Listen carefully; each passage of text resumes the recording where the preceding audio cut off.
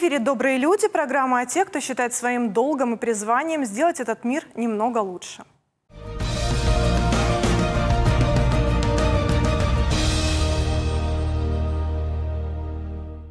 По мнению экспертов, некоммерческие организации являются важным сектором экономики, и они же зачастую выступают инициаторами многих социальных реформ. О важности социальных инициатив и роли НКО в современном обществе говорилось в первом эфире нашей программы. Во втором эфире продолжили рассказывать истории неравнодушных людей, знакомить вас с руководителями этих организаций, с их работой, сложной, интересной, важной, и все это одновременно. Представители СМИ местных изъявили желание принять участие в нашем эфире, и мы не смогли им отказать.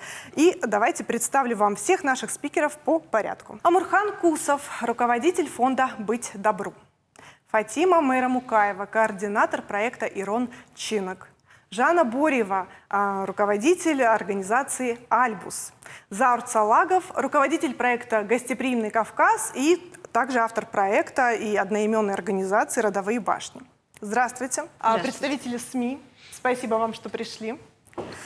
Итак, все мы сейчас находимся в условиях, знаете, постепенного, но верного выхода из самоизоляции. Последние пару месяцев мы все были ограничены в передвижениях, и кто-то в работе был ограничен. Вот мне хочется понять, как ваши организации пережили эти месяцы. С кого начнем? Амурхан? Спасибо большое за то, что пригласили. На самом деле для нас конец марта и по сегодняшний день это очень сложный период. Одно направление – это мы развозим гуманитарную помощь. То есть вот вам как раз на самоизоляции находиться не получилось. Вы занимались своей работой, просто у вас объем ее увеличился, верно? Так получилось, что работы стало намного больше. Да. Когда у людей бывают проблемы, у нас работы становится больше. И уже на протяжении, вот с конца марта по сегодняшний день мы, наверное, одни из немногих, кто до сих пор оказывает помощь гуманитарную по всей нашей республике. Также уже более 70 тонн еды, чтобы вы понимали, это очень немало. Своими руками по всей республике мы с ребятами развезли. Хочется добавить, что у нас активно еще ведется работа и с психологами, потому что мы, посещая семьи, видим, что помимо того, что у них проблемы материальные, у них есть проблемы психологические. С нами также посещают эти семьи психологи.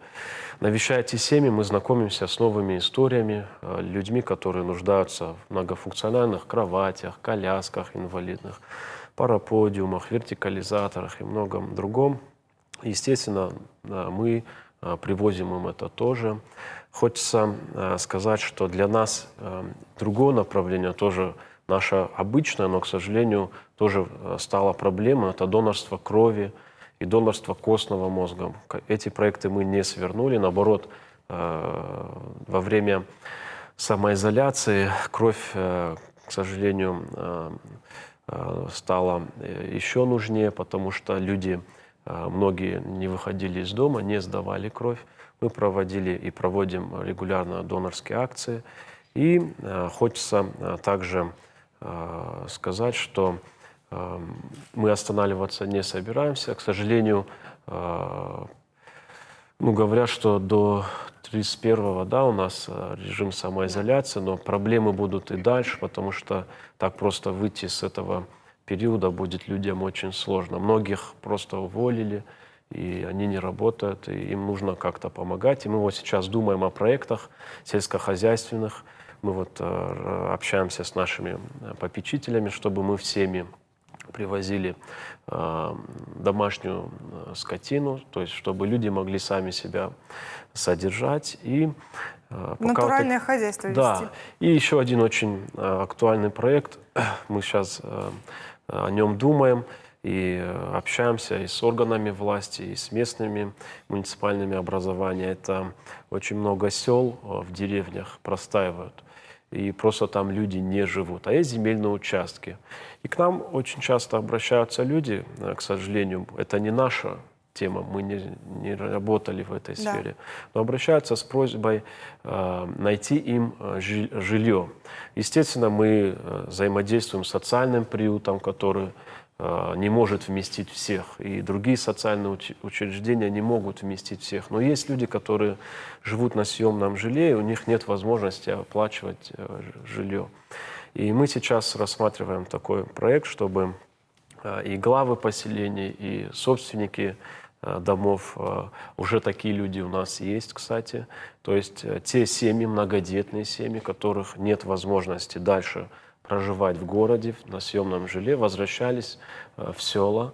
И, конечно, мы их просто так тоже не бросим, а еще и окажем им материальную помощь в улучшении жилищных условий и передадим им домашнюю скотину. Ну, я вижу, что объем работы вырос значительно, а вот за все это время вы ощущали какую-то поддержку от того же государства? Ну, здесь такое дело, что эта проблема, она объединила-то все, и органы власти, и бизнес-сообщество, и некоммерческий сектор, и просто гражданских активистов. Мы стали все одним кулаком.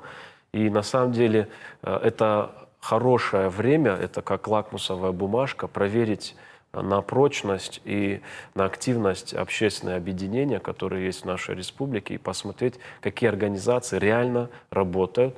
А Такой тут, естественный отбор. да, естественный отбор. Ну, конечно, это может, я преувеличиваю, есть организации, которые, у них другая направленность, менее социальная, может быть. Но нужно, естественно, придумывать новые форматы. Поэтому у нас больше стало прямых эфиров, мы больше начали записывать видеоматериалы и так далее. Ну, В общем, поддержка была.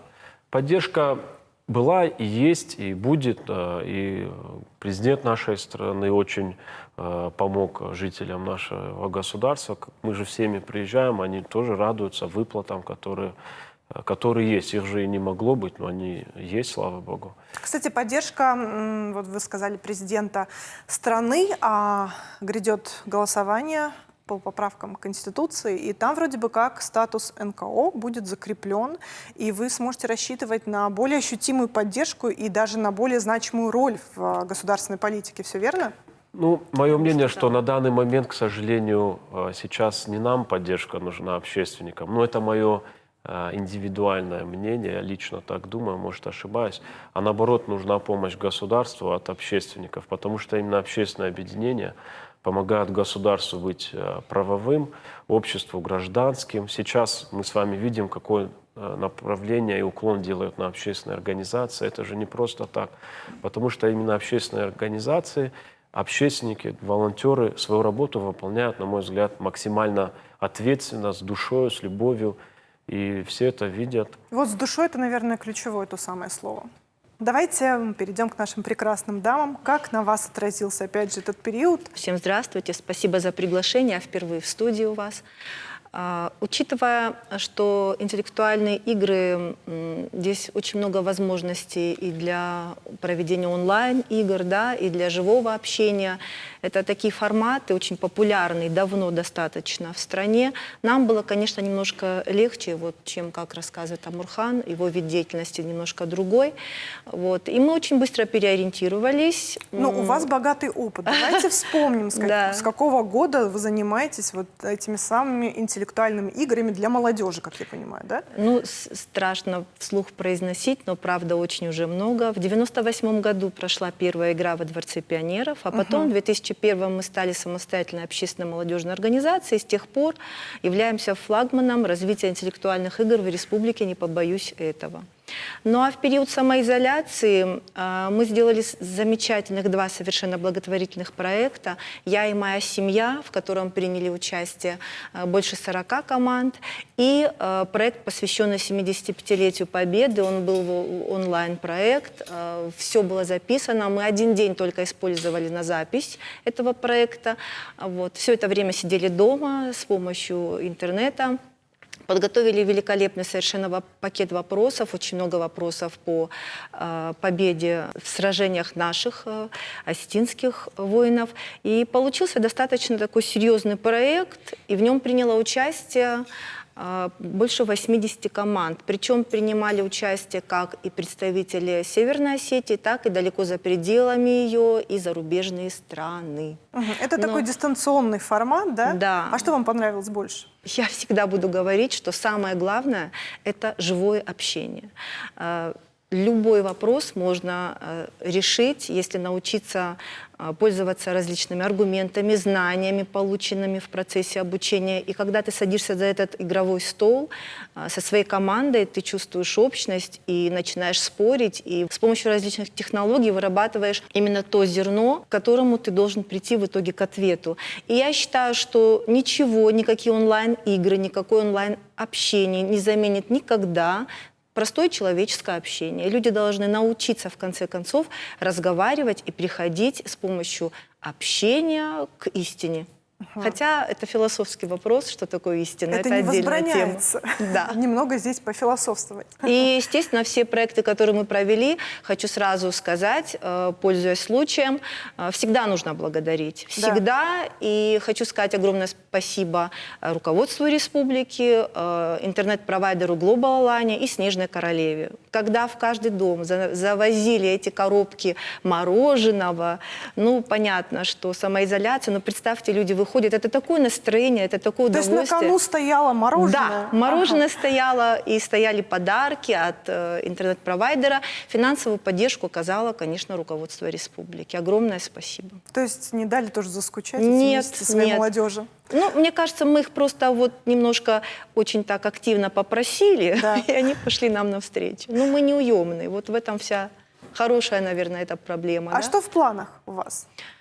В планах буквально вчера ночью мы узнали о результатах нового конкурса президентских грантов. Мы стали победителями, и теперь Brain Новости, проект, который выходит на нашем любимом телевидении Иристон ТВ, Brain Новости теперь будет выходить за счет средств президентского гранта. Это вот совершенно замечательная новость, вы первый, кто ее слышит. Так мы без 5 минут коллеги. Совершенно верно. Очень приятно. Да. А так в планах продолжать работу у нас 8 филиалов. В каждом районе оборудованные, есть техника, есть специальное игровое оборудование. И все по нашему плану, утвержденному всеми руководителями филиалов, будет продолжаться работа по всем видам игр. Их достаточно много. А с какого возраста вы принимаете в команду? Интересно. Ну, вообще, официально молодежная общественная организация с 14 лет. Так. Но у нас есть вундеркинды, которые приходят и в 11, и в 12, и мы не можем им отказать. Один буквально случай расскажу. Привела мама ребенка. Ребенку было 12 лет без 5 секунд буквально. Да. Такой высокий мальчик, смотришь, вроде лет 14-15. Оказалось, что нет и 12. И она уверяла, что он настолько умный и грамотный, что мы должны его взять в клуб. Вот. Мы посовещались и решили провести тестирование. И вы знаете, на тестирование в этот день пришло очень много людей, но Азамат обыграл всех, даже 17-летних школьников. И в итоге его взяли очень быстро мы в клуб, а где-то в 19 лет он уже стал ведущим программы Brain Ring. Но сейчас, может быть, многие наши молодые зрители приуныли, потому что они, может быть, не обладают таким потенциалом, как Азамат, и играть хотят. Пусть приходят все равно. Совершенно серьезно говорю, что ни одному ребенку, который хочет играть в интеллектуальные игры, у нас не будет закрыта дверь. Мы всех принимаем. Главное — желание. Мало того, скажу, что различные виды интеллектуальных игр, командные, индивидуальные форматы, они все как раз-таки и рассчитаны и способствуют на то, чтобы выявить таланты, а у кого их нет, дать возможность получить это все на играх. Да? И у нас есть дети, которые приходят с тройками, с четверками, но проходит год, два, три, и бывает великолепный совершенно результат. Все зависит только от желания. Я всегда это говорю. Если есть желание, мы вам предоставляем возможности. Спасибо.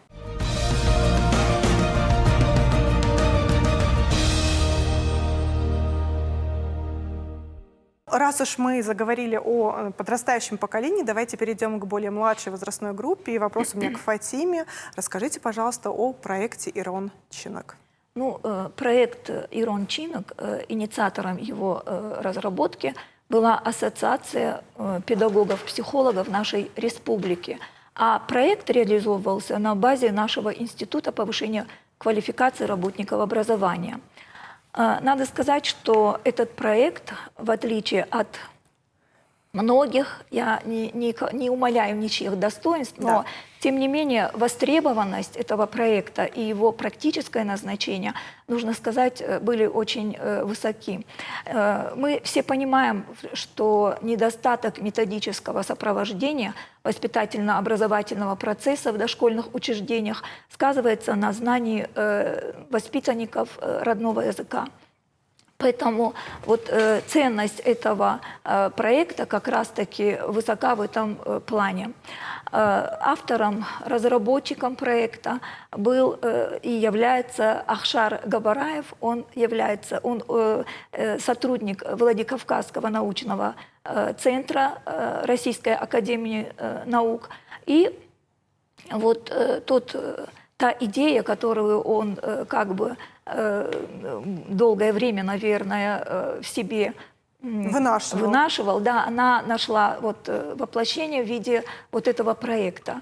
Надо сказать, что проект действительно получился интересным. В проекте, в его реализации и в его разработке принимали участие как наши воспитатели дошкольных учреждений, так и актеры Осетинского и Дегорского драматических театра. То есть озвучивали все эти сказки все профессионалы? Тексты мы выбрали специально такие, которые действительно, они и по интересам, и по возрастным особенностям они подходят к дошкольному миру. Это и устные народные произведения, это и произведения осетинских детских писателей, которые очень интересны детской аудитории. И надо сказать, что институтом была проведена очень большая работа по внедрению этого проекта. Мы разработали специальные курсы для дошкольных работников. И вот эти воспитатели у нас сейчас являются координаторами уже как бы в продолжение, продолжают реализовывать эти идеи. И вот работа эта ведь продолжается. Одним словом, хочу сказать, что ценность проекта еще и в том, что ребенок помимо речи своего воспитателя слышит правильную осетинскую речь. Он слушает произведение в идеальном исполнении актера или актрисы осетинского театра. Я хочу, пользуясь случаем, сказать огромное спасибо тем нашим актерам, которые совершенно бескорыстно, да, пошли нам навстречу и прочитали вот эти произведения. Это и Жанна Габуева, это Битиев Роберт, Александр Битаров, это покойный Тулатов Бексултан. Мы всем им очень благодарны, поскольку силами вот этого коллектива была реализована вот такая большая работа. Ну, хочу сказать, что проект реализовывался во всех районах республики, поскольку нашими слушателями были воспитатели дошкольных образовательных организаций почти каждого района республики, в том числе Моздока. Моздок представляли 2 воспитателя.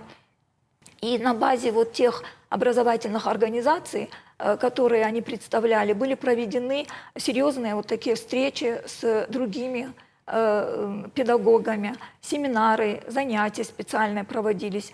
И все эти наши разработки, они принимались с большим успехом, пользовались большим успехом и вызывали большой интерес у наших педагогов.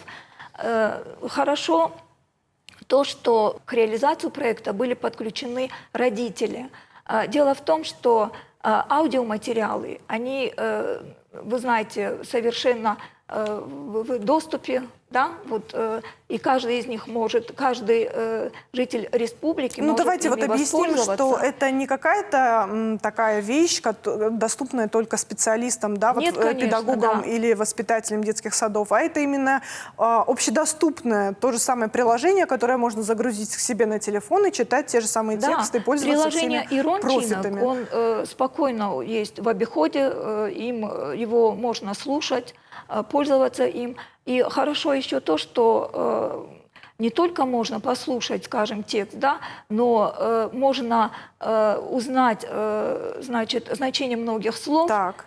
потому что эта функция тоже есть в проекте. То есть такой вернее, словарик.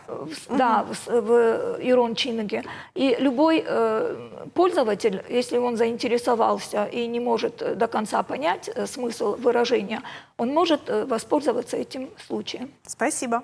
Ну что ж, самое время перейти к нашему четвертому спикеру. Дело в том, что мы плавно, опять же, как я уже сказала, выходим из режима ограничений. Скоро мы будем путешествовать, в том числе и по республике. Нам говорят о том, что наш внутренний туризм ждет развития. Зар, вы согласны с этим? И насколько гостеприимен будет Кавказ в вашем представлении в ближайшие месяцы? Благодарю. Насчет гостеприимного Кавказа и развития туризма конкретно в нашей республике, надо сказать, что правительством делается большая работа, большие объемы для развития этого направления. У нас в горных районах очень благоустраиваются дороги, строится инфраструктура для этого.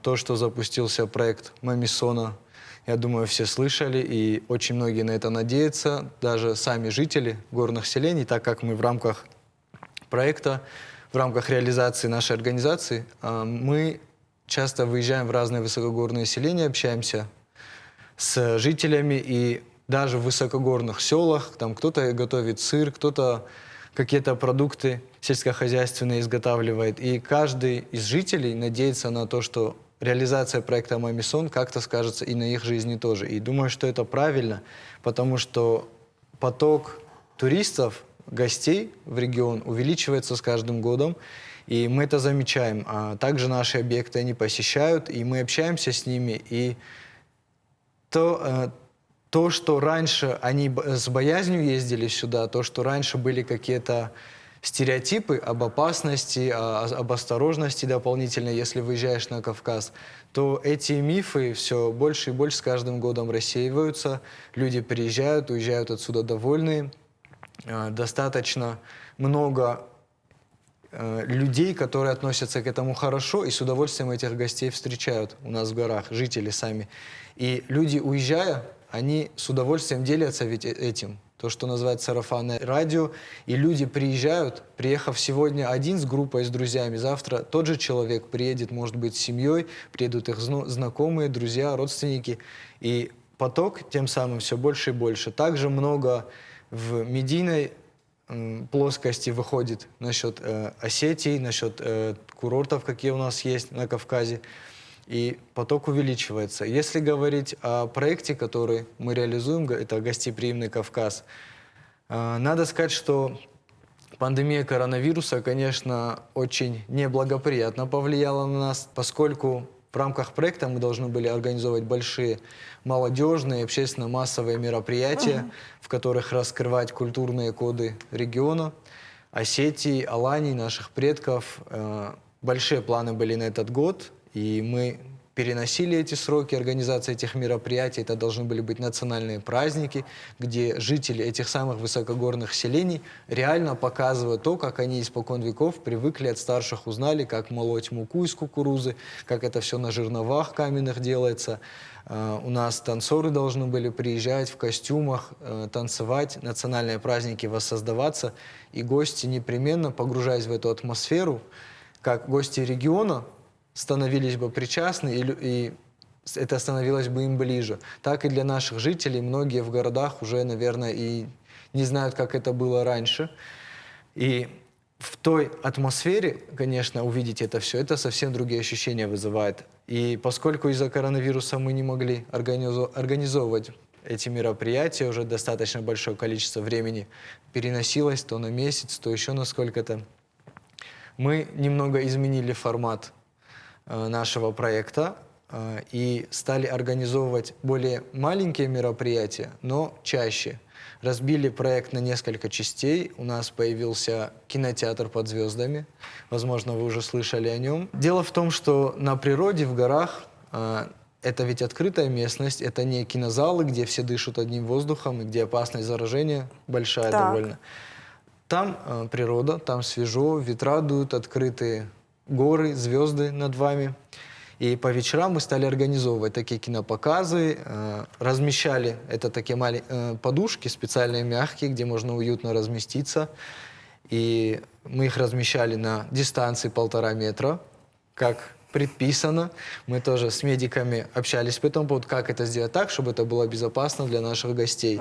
И, конечно, эти кинопоказы, они были направлены на раскрытие, опять же, наших культурных кодов. Это и Национальный фонд кино, фильмы, которые снимались в советское время, это и сегодня в наше время снимают молодые режиссеры фильмы и известные наши режиссеры, такие как Тимина Туаева.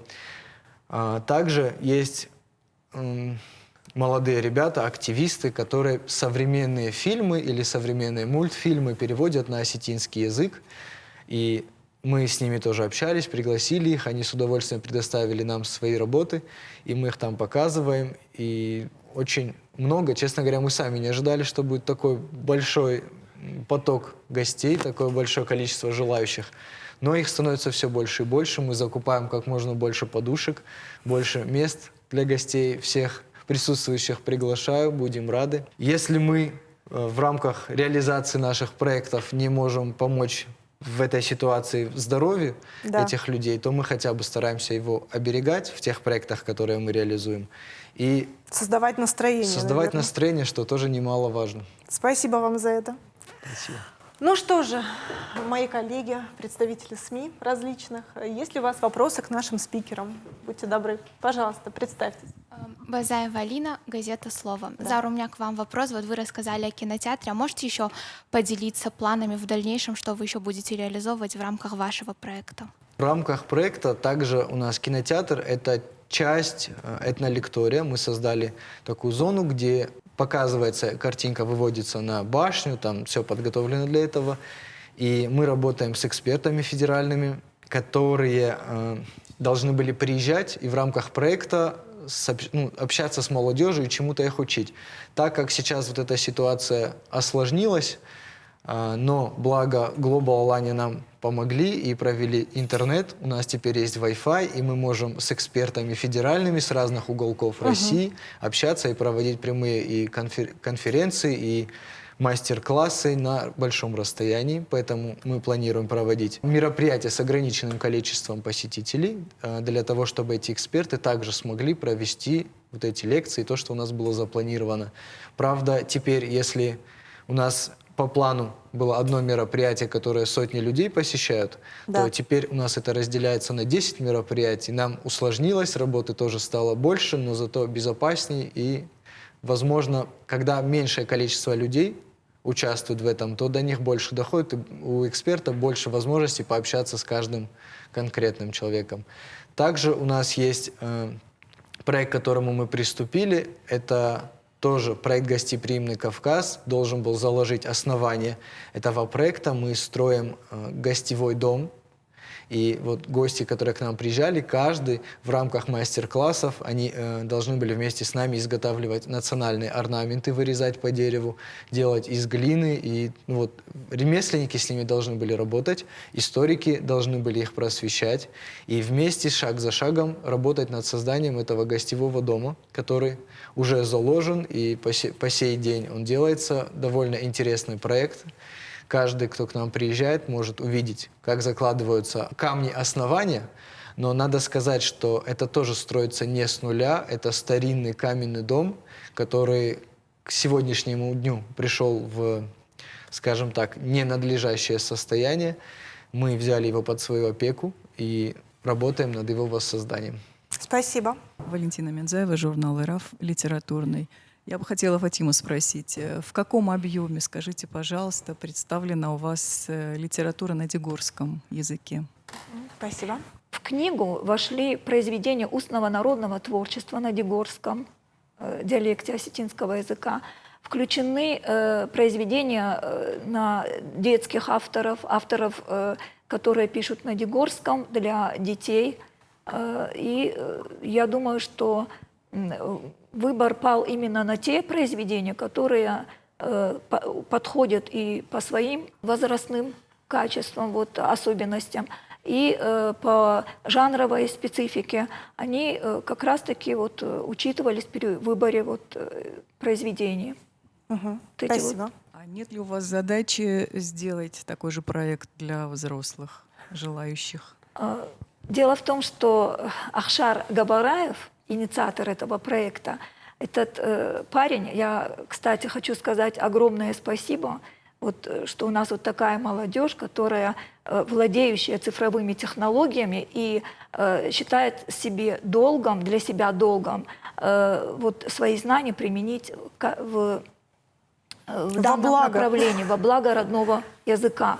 И призываю тех вот наших молодых людей, которые владеют родным языком, тоже вот уделить этому внимание, увлечься этим делом, поскольку вы понимаете, что действительно методическая база, она не столь развита по родному языку, и вот те вот наработки, они имеют большое практическое значение.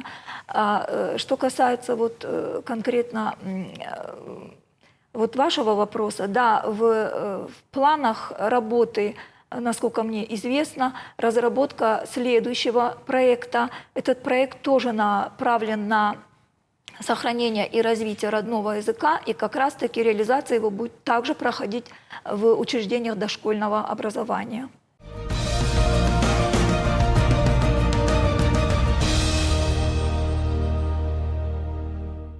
Вопрос к Жанне. Есть ли верхний предел возрастной для участия в ваших программах? Я про нижний, вы про верхний. Хороший вопрос. Сразу скажу, пределов нет. К нам можно приходить в любом возрасте. Дело в том, что помимо молодежных проектов, с чего мы начинали нашу работу, мы перешли ко взрослым проектам. У нас есть игра «Спортивная разновидность. Что, где, когда». Огромное количество команд сидит в одном зале. Сейчас это достаточно популярно. Но у нас остается все-таки спортивная разновидность, классическая игра «Что, где, когда». А сегодня очень популярны игры в кафешках, где собирается молодежь, и не только, и взрослые. Они там и что-то... соки пьют, там пиццу кушают, отвечают на вопросы. Мы нет, мы вот классический турнир. Люди приходят исключительно побороться за вопрос, и чем сложнее вопрос, и ты на него отвечаешь, тем больше радость от того, что ты ответил на этот вопрос. И там уже не до пиццы. Не до пиццы совершенно. И еще чем отличается эта игра от современных нынешних игр, есть высшая лига, которая, собственно говоря, и пишет вопросы. Так что предлагаю вам начать писать вопросы для нас, потому что многие стесняются играть. Я знаю очень многих Вас уже взрослых. завербовали. Да, взрослые люди, они стесняются выходить на публику, вы понимаете? А столько знают. Мы общаемся с большим количеством людей, которые сотрудничают с нами, пересылают нам вопросы по электронной почте. Мы потом связываемся, встречаемся. У нас есть даже анонимный автор. Да, но я думаю, что мы обязательно с ними когда-то познакомимся. Так что с удовольствием приглашаю. Проект замечательный, своя игра. Вот День сурка ежегодно, это и для журналистов в том числе, и для других. А есть просто своя игра, где индивидуально, и что, где, когда. Ну, в этом году, кстати, мы сделали полноценный чемпионат, но из-за пандемии не завершили. Финалов у нас нет в этом году. Ни для взрослой лиги, ни для школьной, ни для молодежной лиги. По результатам, скорее всего, наверное, будет вынесено решение. Каждый раз откладывается. Еще 2 недели сидим, еще сидим. Устали. Хотим вот этого живого общения с вами. Конечно же, для взрослых отдельно игра с удовольствием. Приходите, мы рады будем всегда. Сайт albus.ru, пожалуйста, посещайте. Графики игр всегда там. И все проекты, которые мы осуществляем, в том числе, их очень много. Ну и в финале давайте обозначим то, чем вы занимались в 2019 году, и то, на что вы выиграли президентские гранты. Да? Ведь каждая из ваших организаций получила эти президентские гранты и каким-то образом эти средства использовала. Вот давайте начнем, опять же, в порядке Самурхана. Спасибо. Мы выиграли в 2019 году грант на проведение Всероссийского молодежного образовательного форума. Так. Понятно, это был инклюзивный форум, должен был быть, но, к сожалению, так получилось, что в этом году форума не будет. Он у нас будет в режиме онлайн такой. Конечно, мы сопротивлялись этому, нам хочется больше жизни, общения живого, но будет онлайн форум. Но если говорить в целом о нашей деятельности и о проекте, в рамках благотворительного фонда «Быть добру» есть 8 проектов, которые реализуются. И один из них, вот, который выиграл грант, это форум «Без границ». Это очень интересная площадка, где люди, в том числе ребята с ОВЗ, их большая часть, социализируются. Это люди, которые в дальнейшем находят свою работу. Вот буквально 3 дня назад мы сняли фильм про девушку Ира Макоева, кстати, с Чекалы. Она и участница форума «Без границ» 2019 года. И у нее свое дело. Она сейчас занимается сельским хозяйством. У нее множество птиц. И сейчас мы также помогли принять участие в конкурсе Министерства сельского хозяйства нашей республики на получение теплицы. То есть девушка на инвалидной коляске, представляете, у нее коляска как трактор, грубо говоря, она по всему своему огороду рассекает на нем и кормит птицу, там вот сейчас будет заниматься теплицей. На днях мы едем в селение Заманкул, тоже один человек, очень хороший, Ахшарбек Таутиев, который занимается тоже сельским хозяйством, абсолютно самостоятельно, тоже на инвалидной коляске. Есть множество других ребят, которые занимаются своим делом. Это Батраз Ривазов, проживает в Алагирском районе, делает наживы, наверное, слышали о нем, тоже участник форума «Без границ». Мы сейчас снимаем различные фильмы о них, стараемся мотивировать людей, которые остались без работы и жалуются, что нет возможности себя прокормить. Но здесь яркие примеры того, что инвалид, который не может ходить, или инвалид, который не видит, слепой, он может содержать себя. Это уникальные случаи, и они мотивируют людей. Лично меня, например. И у меня теперь 4 курицы и петух тоже дома появился. Так вот, и самое важное вот название передачи «Добрые люди». И хочется сказать, что настало именно то время, и глава республики на совещании об этом говорил, очень понравилось высказывание, что сейчас проявятся те люди, которые реально переживают за нашу республику, за нашу страну. Неравнодушные люди. Вот хочется ответственно заявить, как общественный сектор мы наблюдаем за тем, что огромное количество неравнодушных людей, неважно на какой национальности, проживающих в нашей республике, огромное количество людей, которые находятся за пределами нашего региона, они переживают, они помогают. Посмотрите, как сложно помогать детям, которые нуждаются в лечении. Это, наверное, миссия невыполнима, особенно когда это огромные суммы. Но я на протяжении 7 лет, все мы с вами это видели, что ни одного ребенка Осетия не оставляла без внимания, без помощи. Вот сейчас на данный случай это Зарина Бадоева, которой нужна огромная сумма, тоже очень сложный диагноз. И даже вчера в общей переписке в группе вот я это озвучил, что не переживайте, Осетия своих никогда не бросает.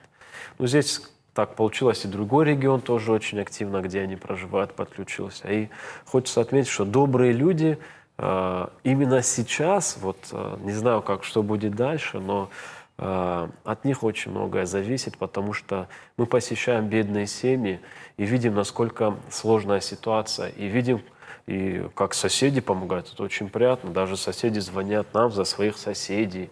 Как-то активизировалась эта роль родственников, да, это тоже очень круто, когда фамилии помогают своим. В конце скажу, что добрых людей очень много, очень много. Но есть другая категория граждан, к сожалению, стеснительные. Они еще стесняются быть добрыми, но призываем их не стесняться и помогать. Спасибо. Спасибо, спасибо. Дамы, пожалуйста, Фатима. Ну, проект наш, вот, о котором я как раз рассказывала, аудиопутешествие в мир сказки, он реализовывался как раз в 2019 году. Дело в том, что к проекту, как я уже сказала, были привлечены к реализации очень многие люди. Это и сотрудники Северо-Остинского научно-исследовательского института, и сотрудники Северо-Остинского госуниверситета. Они встречались с нашими воспитателями, помогали им в работе, в теоретической подготовкой наших слушателей. И было проведено большое количество вебинаров на базе нашего Института повышения квалификации. Вебинары были проведены в онлайн-режиме, и у всех педагогов, слушателей была возможность задать свой вопрос, решить свою методическую проблему. Спасибо, Жанна. Теперь вам слово заключительное. В 2019 году мы осуществили проект еще в 4 районах. В 2018 начался, он двухэтапный был. То есть во всех 8 районах мы должны были создать по проекту необходимые условия для развития интеллектуально-творческих программ, помочь молодым людям и молодым педагогам писать эти проекты, осуществлять и реализовывать. Все, естественно, касалось интеллектуально-творческого направления. Плюс к этому наша задача была создать материальную базу.